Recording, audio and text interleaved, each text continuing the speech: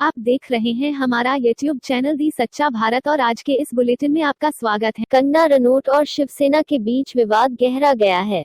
महाराष्ट्र के गृह मंत्री अनिल देशमुख ने पिछले दिनों कहा कि कंगना के ड्रग्स लेने की जांच की जाएगी।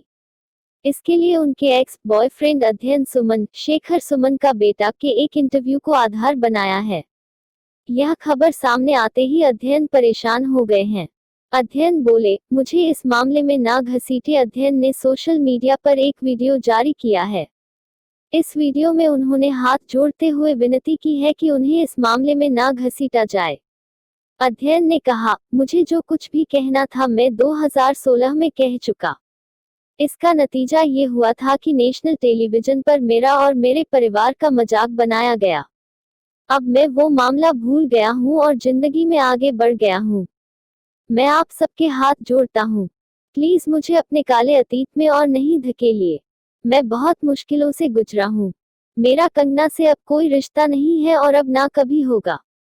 लेकिन हम दोनों ही कॉज के लिए लड़ रहे हैं और वो ये है कि सुशांत सिंह राजपूत को न्याय मिले। हिंद प्रशांत क्षेत्र में चीन पर नकेल के लिए मोदी आबे ने मिलाए हाथ। विस्तारवादी चीन के खतरनाक मंसूबों को देखते हुए भारत और जापान ने दोनों देशों के सशस्त्र बलों के बीच आपूर्ति एवं सेवाओं के आदान प्रदान के लिए एक करार किया है। समझौते पर रक्षा सचिव अजय कुमार और जापान के राजदूत सुजुकी सतोशी ने बुधवार को हस्ताक्षर किए। रक्षा मंत्रालय के प्रवक्ता ने बताया कि इस समझौते में करीबी सहयोग के लिए रूपरेखा बनाने, सूचना के आदान प्रदान और दोनों देशों के सशस्त्र बलों द्वारा एक दूसरे की सैन्य सुविधाओं के इस्तेमाल की बात की गई है। रात 9 बजे 9 मिनट के लिए बेरोजगारी के खिलाफ जली मोमबत्तियां। बेरोजगारी को लेकर पूरे देश में कई हलकों से आवाजें उठती रही हैं। बुधवार को इसे लेकर रात 9 बजे 9 मिनट कैंपेन चलाया गया, जिसे कई विपक्षी दलों का भी समर्थन मिला है। इसमें अपने अपने घरों की लाइट बंद करने की अपील की गई। बेरोजगारी के खिलाफ युवाओं द्वारा किए गए इस आंदोलन को विपक्ष के सभी दलों के युवाओं ने भाग लिया और जोर शोर से नारेबाजी की गई। इस युवा आक्रोश रैली में केंद्र सरकार से युवाओं को रोजगार उपलब्ध कराए जाने की मांग की। रोजगार उपलब्ध नहीं कराए जाने पर राष्ट्रव्यापी उग्र आंदोलन किए जाने की चेतावनी भी दी गई। कोरोना का कहर, 94 नए पॉजिटिव। सुमेरपुर में सरकारी स्कूल के 8 शिक्षक भी चपेट में आए।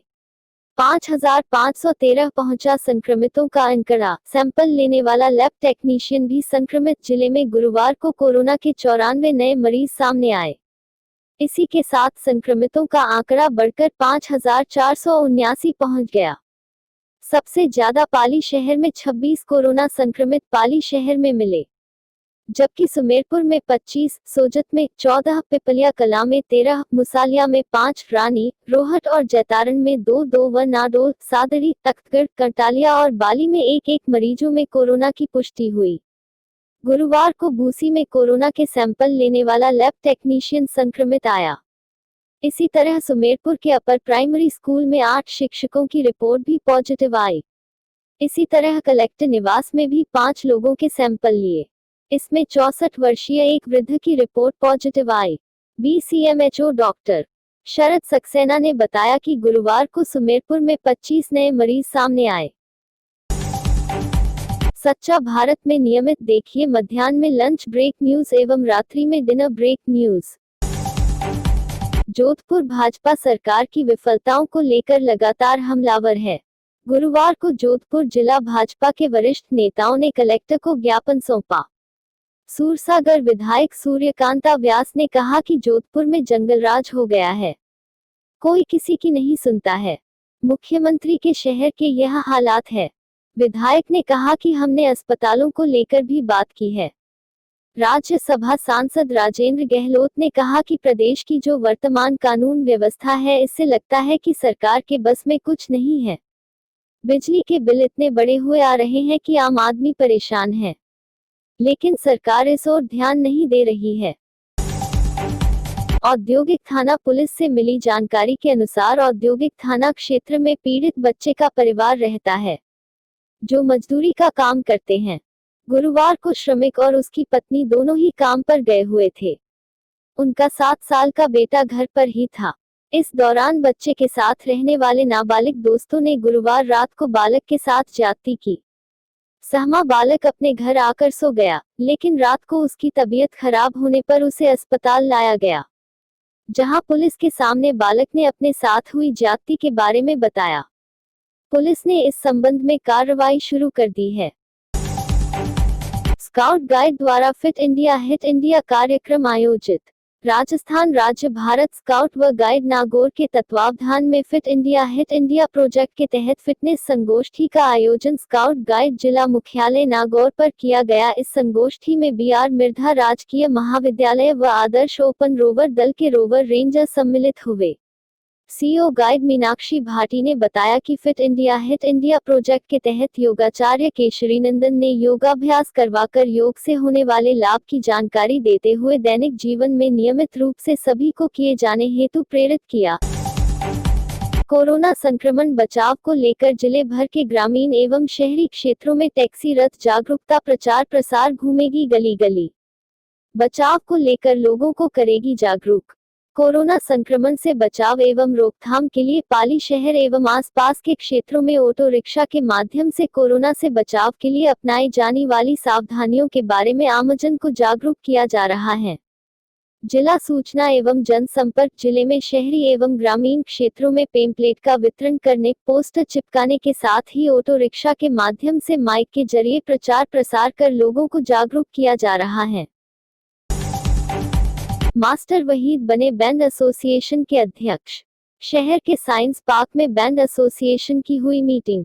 सर्व समिति से वहीद को बनाया एसोसिएशन का अध्यक्ष। बैंड एसोसिएशन के चुनाव पाली के सूरजपोल स्थित साइंस पार्क में संपन्न हुए, जिसमें सर्वसम्मति से मास्टर्स वहीद भाई को अध्यक्ष और संजय कालसा को उपाध्यक्ष मनोनीत किया गया। इस मौके पर वहीद ने कहा कि संगठन मिलकर सभी के सहयोग से बैंड वालों के हकों की लड़ाई लड़ने में हम हमेशा प्रयासरत रहेंगे। कोरोना काल में जो शादी विवाह में सीमित संख्या में शामिल होने का जो सरकार का आदेश है, हम इस आदेश के बदलाव करने के लिए हम अपने हक की लड़ाई लड़के, ताकि बैंडवादकों को रोजगार मिल सके। राजराजेश्वरी महालक्ष्मी का मनाया प्राकट्य उत्सव। महालक्ष्मी यज्ञ में दी आहुति। सोजत श्रीमाली समाज महालक्ष्मी मंदिर में गुरुवार को महालक्ष्मी प्राकट्य उत्सव धूमधाम से मनाया गया। अभिजीत मुहूर्त में महालक्ष्मी यज्ञ आयोजन हुआ और कुलदीप हिना व्यास परिवार द्वारा महालक्ष्मी का मंगल पूजन अभिषेक किया। विद्वानों पंडितों द्वारा दुर्गा पाठ किया गया। कोरोना काल में मां लक्ष्मी को प्रसन्न करने के लिए निश्चित संख्या में महोत्सव मनाया गया। इस मौके पर काफी सीमित संख्या में समाज बंधु मौजूद रहे। लंच टाइम न्यूज हुई समाप्त।